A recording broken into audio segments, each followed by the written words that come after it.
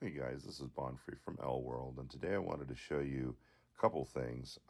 First, with this account, the attacking and defense while attacking percentages, mainly for showing you a real world example of how these levels of attack percentages will benefit you in fighting Guild Expedition.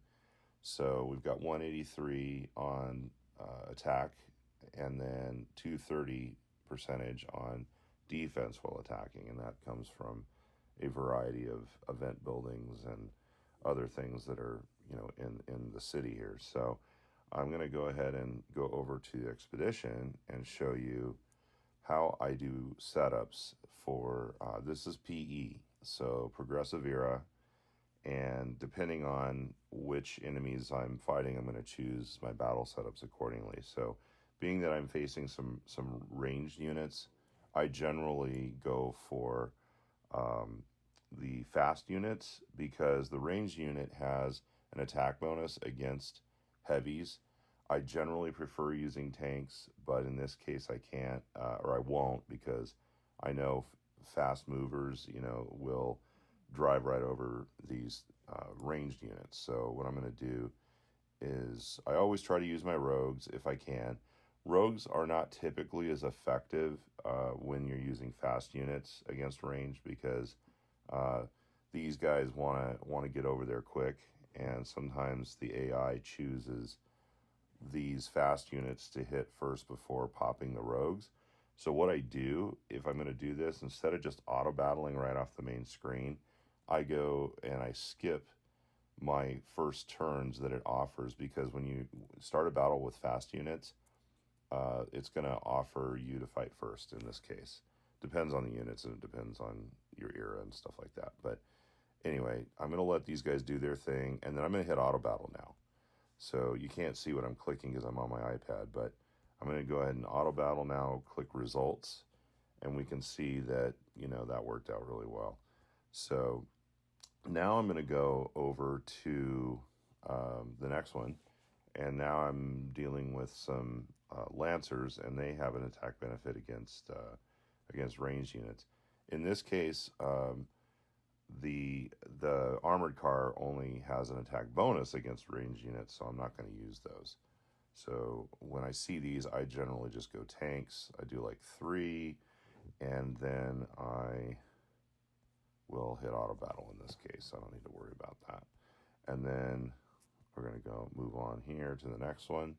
Okay, now I've got a mixture of, cannons and varieties, a couple snipers and stuff like that.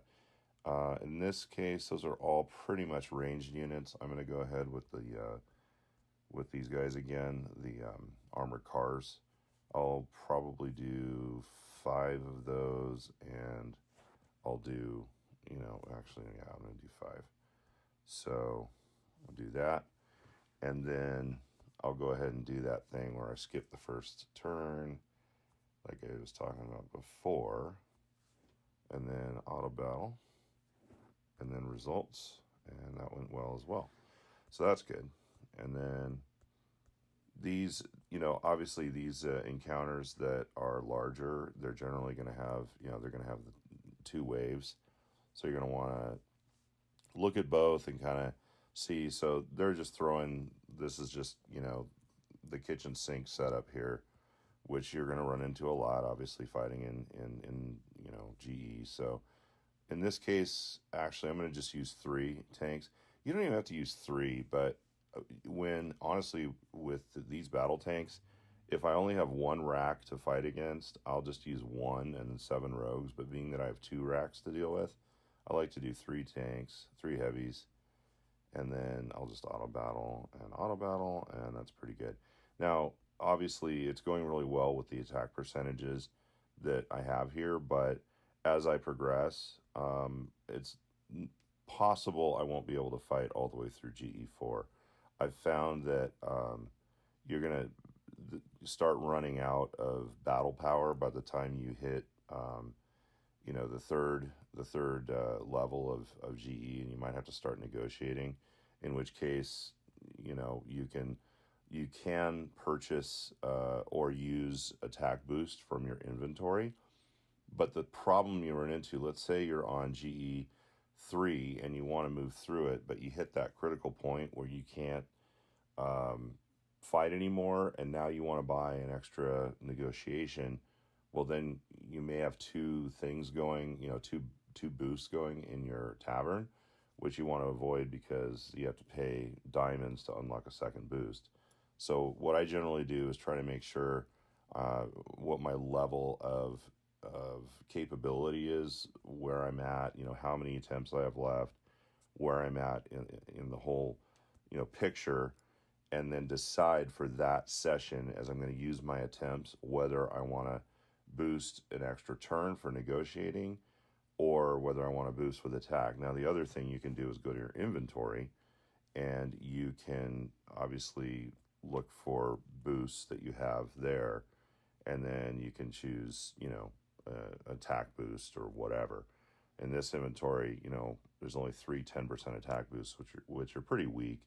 So in this case, it might make more sense to go to the shop, click on the swords, and then hit your attack boost for as much as you want to pay for. And that can help you probably get through, half the encounters additional than you would have gotten through, but it's not going to buy you enough to get through GE4 if you're already getting killed on, late GE3, that kind of thing. So anyway, and if, obviously the extra turn, that's a great option to do. So you activate this here if you want to negotiate. So I'm just going to do that for example, and then go back in. Now I can negotiate, and I have 4 turns left now versus the default, which is 3. So what I like to do on double rack, options, like say you have like 8 or 9, 10 resources that you have to deal with, even though some of these have hit or they say wrong person, I try to go through every single one that I have available so that I force it to tell me everything that's incorrect on my early turns, and then I go in and respond accordingly. So I'm just kind of guessing here. So I got that, and then let's see, the SBS. It looks like that one didn't hit, so I'm going to use that. And so that it didn't cost me any diamonds. It was a fairly complex negotiation, and it worked out pretty well. So anyway, I wanted to show you maybe one more battle setup. I generally don't battle with ranged units. If you're gonna manually battle, fine, used range units. Sometimes I just go with, this is a great setup. Sometimes you use just 8 of your siege weapons, like the rapid fire cannon in this case. Now I'm not going to use the 8. I'm just showing you this is a great thing to do if you don't have fast moving opponents. In this case, I've got 3 of them, and that's going to hurt my cannons like pretty bad. So they're going to make it over there quick. So in this case, again, kitchen sink battle. Actually, I'm just going to do 7 rogues, 1 tank, and then hit auto, and that's going to go fine. Let's see what we have here. Another mixed bag. I'm going to do the same thing on this one, and that's going to work okay. Got some more attempts. Again, 2 fast movers. So that tank got pretty beat up. So what I'm going to do is use 2 tanks on this one and see how that goes. All right, that's fine. And then got 2 armored cars. That's great. 2 waves. Just going to do the tank again and move through that. And then let's see what we got here. Another 2 waves. So you can see the tanks are very versatile. I will say conscripts are pretty capable too. They're not bad, and you could do like a mixed kind of thing with conscripts and rogues if you want. It's a little fancier, I think, than it needs to get, at least on GE2 here. But it works too. Just showing you that can work as well. We have a couple fast movers, same kind of thing. I think I'll just do the same thing on this one, and I just swap out my stuff. As quickly as I can, and then auto battle. Let's see what we got here. Okay, yeah, it's just more the same. I think I'm just going to go back to tanks. It's just faster. I don't have to worry about the conscripts. All right, got a little bit hurt there, not too bad. And then for this one, I'm going to go for the last encounter on GE2. It's usually pretty baller, so I'm going to do like five, actually five, yeah, I'm going to do 5 tanks, 4 rogues. That should be fine. And there we are. So that's what I wanted to show you for this session. Hope this has been helpful. You can use this same strategy for pretty much any era you're fighting in. I mean, when you get up to like Saab and Sav, I mean, there's going to be some different things going on. But for your, non-space era type things, this type of philosophy when you're battling tends to work quite well. So hope that helps you out. And if you like what you see, go ahead and hit subscribe.